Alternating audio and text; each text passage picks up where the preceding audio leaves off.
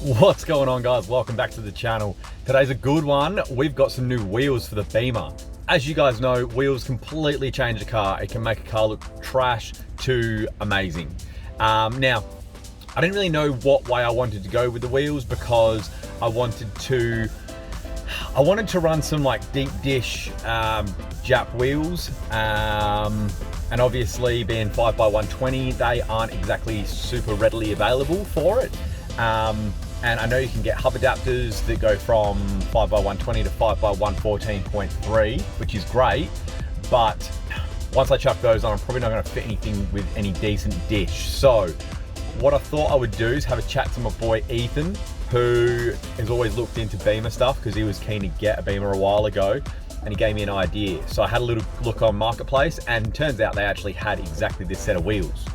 So I went and grabbed them, got some rubber chucked on them, and we're going to throw them on today, and I'll show you guys exactly what we got.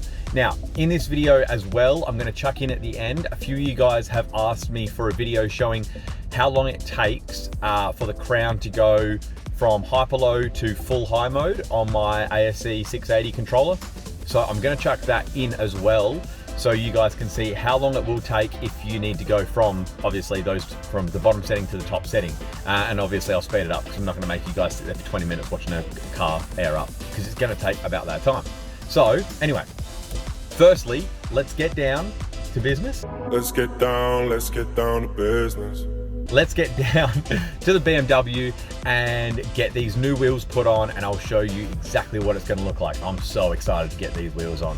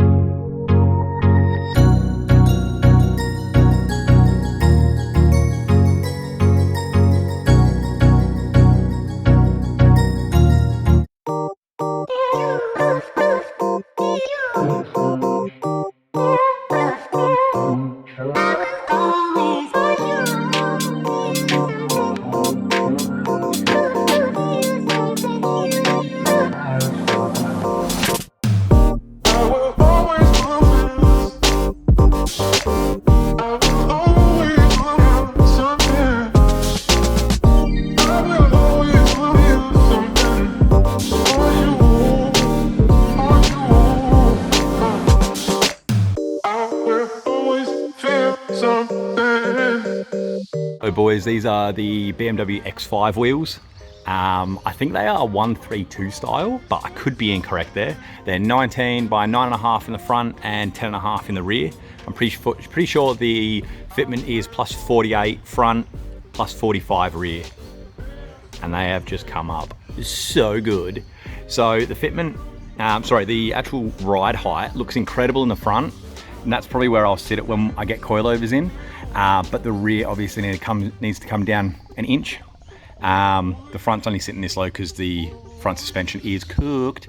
So next step is probably going to be get some coilovers for this, obviously, and I've got to fix the valve cover oil leak and the power steering leak, and then she's going to be sitting pretty. But then it'll probably be bumper, fix that panel in the back, and keep on keeping on.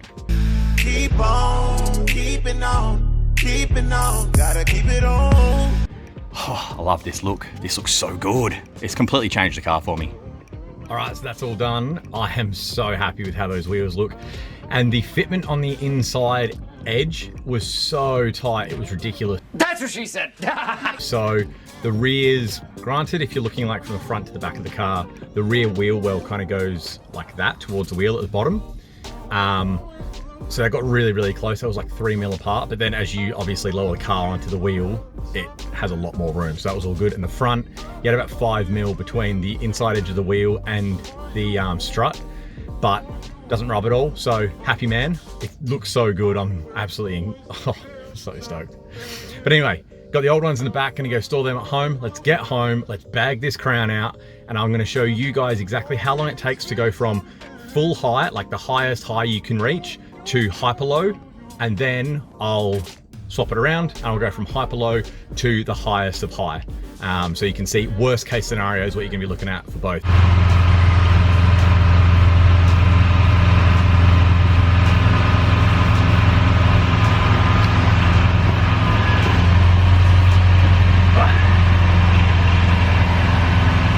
Okay guys, gonna try and talk over the engine, but I started this at the highest of high modes.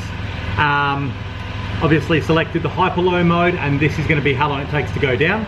This is a perfect time to remind you guys to like and subscribe to the channel. Subscribing really helps me out, guys, like really helps me out. We're at 776 while I'm making this video, and I really want to make it to that 1,000 before the end of the year. So if you haven't subscribed, please subscribe. The other reminder is, if there's anything in these videos you want to see, you want to buy, links are in the description. I'm connected to Amazon, and if you click on the link and buy something through there, it'll cost you no extra, but Amazon will give me some of their profits. So it's like you go on Amazon saying, hey man, I'm gonna buy this, give Adam some money so he can build some cool cars for us to watch. So let's speed this up so it doesn't take forever for you, and come back when it's on the ground.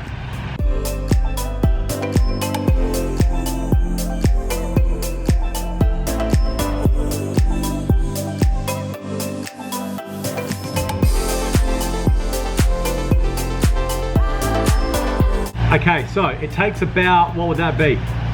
I'll mark exactly where it is because I yelled out for the timer.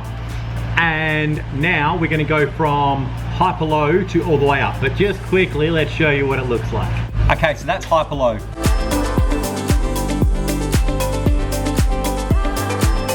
Okay, so now that we're all the way on the floor, hyper low, as low as you can go. Keep in mind, I've got a 50mm kit in the back, like low down kit in the back, and a 30mm low down kit in the front. Apart from that, it's completely standard, just an ASC 680 air controller. So now, let's go and put it from the bottom all the way up, and I'll let you know when the compressor cuts out and starts again. Now, keep in mind there are definitely 2, possibly 3 cutouts for this compressor. There is a timer cutout, which is what we're gonna activate in a minute.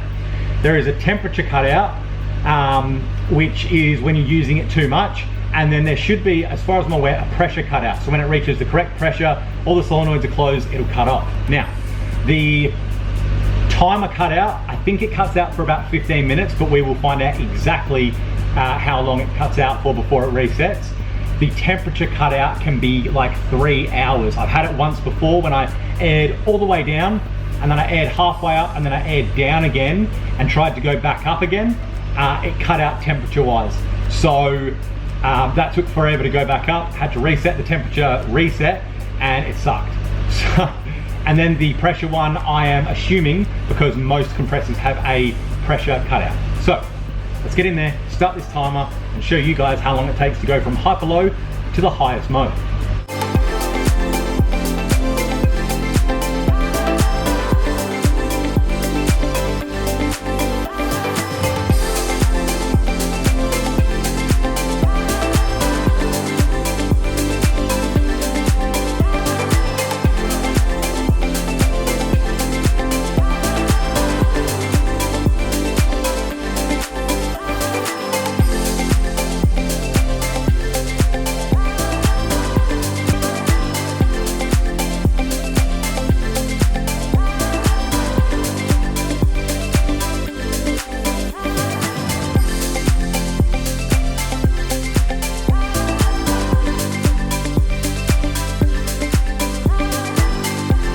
Okay, so there you have it, guys. That's going from the highest setting you can to hyper low, and then going from hyper low back to the highest setting. So to go from the highest setting to hyper low takes you about 3 minutes and 5 seconds. Then to go from the hyper low to your first compressor timer cutout is going to be 3 minutes and 2 seconds. Then you're going to have to wait 10 minutes for the compressor to restart, and then it'll be at full height at 14 minutes and 29 seconds. So if you're gonna go park somewhere and go hyper low mode, and then you have to leave at the highest setting, for example, it's got a terrible exit of the car park or something, give yourself 15 minutes. Now, if you're gonna go like I do, I go from hyper low to normal. That setting obviously is gonna be a little bit sooner, but your compressor will still time out trying to get to normal height. So you're gonna be looking at more like, I don't know, 14 minutes instead of 14 minutes, 28 seconds. So your compressor still will time out, and you're gonna have to wait for that timer to reset again. So guys, I hope that was helpful. I mean, I was actually very curious on the specifics. I never actually timed it. I was just like, it takes about this much time. But it turns out the reset is only 10 minutes, so that's not that bad to go from all the way down on a stock system to all the way up. Okay, it is bad. That's not good enough. But it's not as bad as I thought it was. In my mind, I was like, yeah, 20, 25 minutes. But it essentially is 15 minutes. And I hope you guys really like the wheels on the beemer. I love them. The fitment's great. It's really, really close on the inside edge. I could probably put some spacers on, which, I don't know, we'll see what we do. I know I have to go big spacers when I go the wide body or get some crazy wheels. So I'll probably just leave it where it is for now because it looks really good and I don't have to worry about spacers or anything. But yeah, I hope this was fun, guys. I hope this was helpful. I hope this answers the question for you guys of if I'm gonna be in hyper low mode and I'm gonna cruise or whatever, how long do I need to leave myself to get up?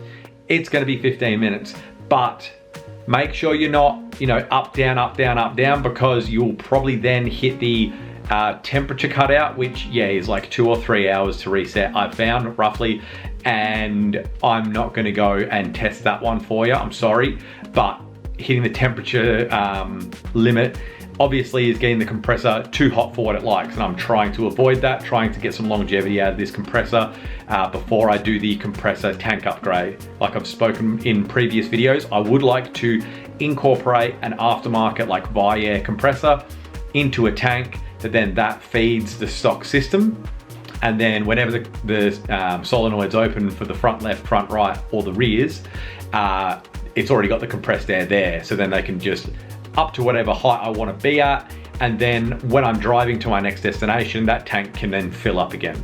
I think that's going to be the best, cheapest option. So without going full aftermarket bag system, and it's also like a stepping stone. So you've got the compressor, you've got the tank, and then if you do want to go full aftermarket system, all you've got to do is go and get the bags and the actual management system, which, don't get me wrong, they are expensive, but you're halfway there. So it's not as big of a hit in one go, if you get what I mean. Yeah, that's it. Guys, don't forget to like and subscribe. Like I said earlier in the video, it really helps me out. I am actually blown away by the support that I've had from you guys. The amount of subscribers I have got in such a short amount of time, in like just 1 year. We're over 700, which is crazy for me, crazy. Like, I didn't think that was gonna happen. So super appreciative of every comment, every like, every subscription, every share, every nice message. It just really fills my heart with a lot of good vibes. So thank you guys for that. I hope you guys have a great holiday season. The videos will still be coming through, but I just want to make sure that I don't forget to say this in another video. But Merry Christmas, Happy New Year, happy holidays, whatever you celebrate, whatever you don't celebrate. I hope the next few weeks are a lovely time for you and your family and your friends. So guys, spread some love, and I'll see you in the next one. See you guys.